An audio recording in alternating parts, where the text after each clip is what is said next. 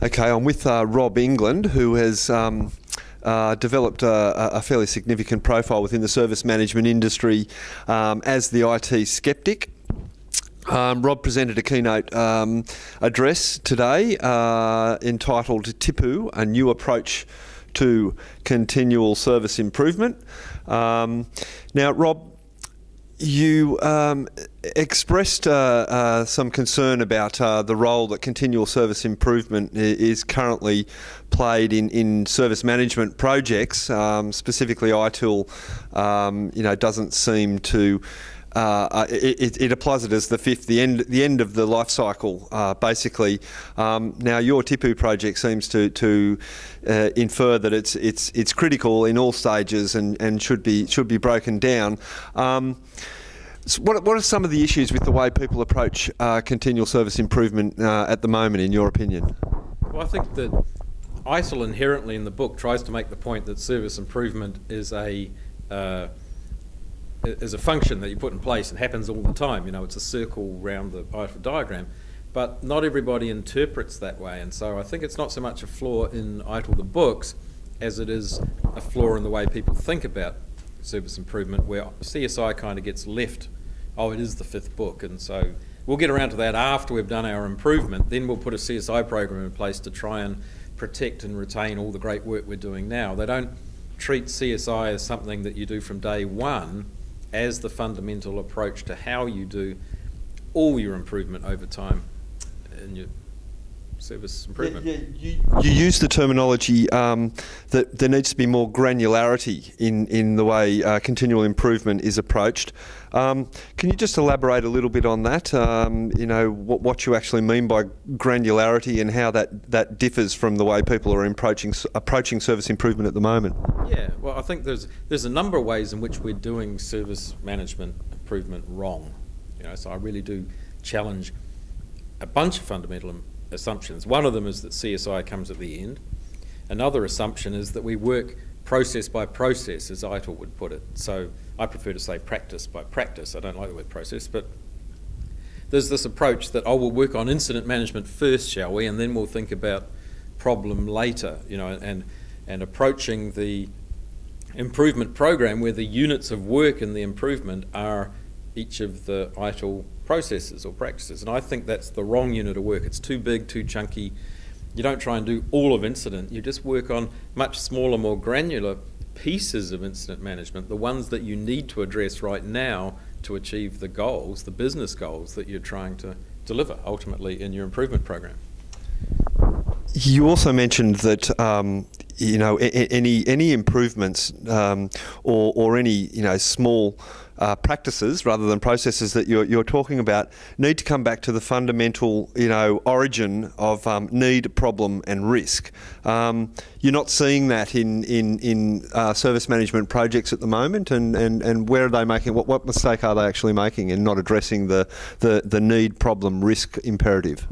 Well, it's easy to generalise, right? So there are projects that are well designed and do start from a business need, problem or risk, and then derive through to what they're going to do in IT. Some are doing it, but there is a trend, I think all viewers will agree, there's a trend to sometimes forget or lose sight of the fact that we are trying to deliver business value in the end, and we start doing ITIL for its own sake.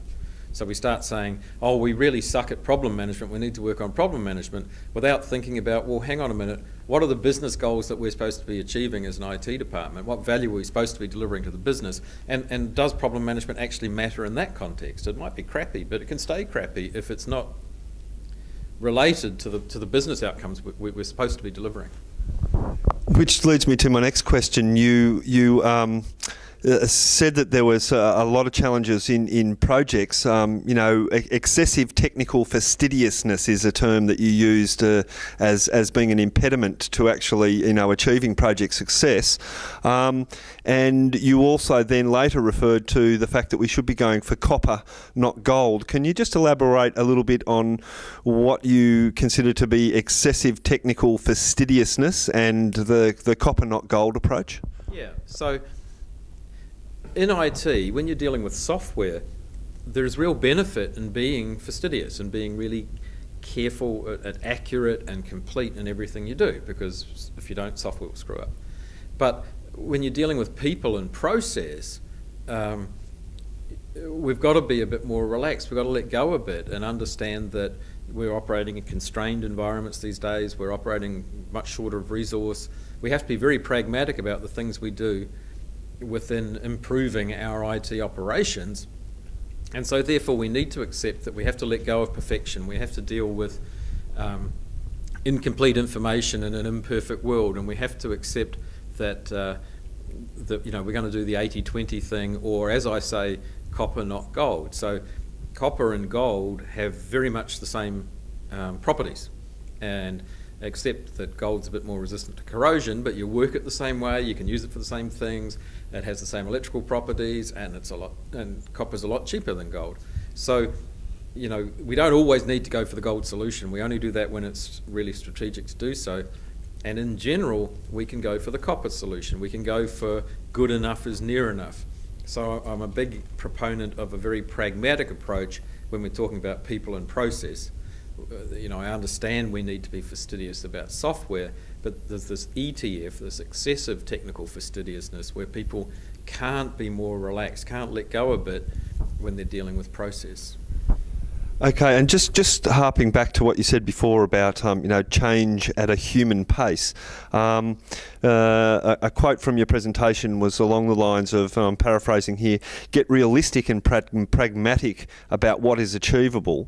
And just if you could just elaborate a little bit more on the concept of change at human pace, rather than at the technology implementation or rollout pace. Exactly right. So I think too often in IT we try and change people and process at the same rates that we can change software.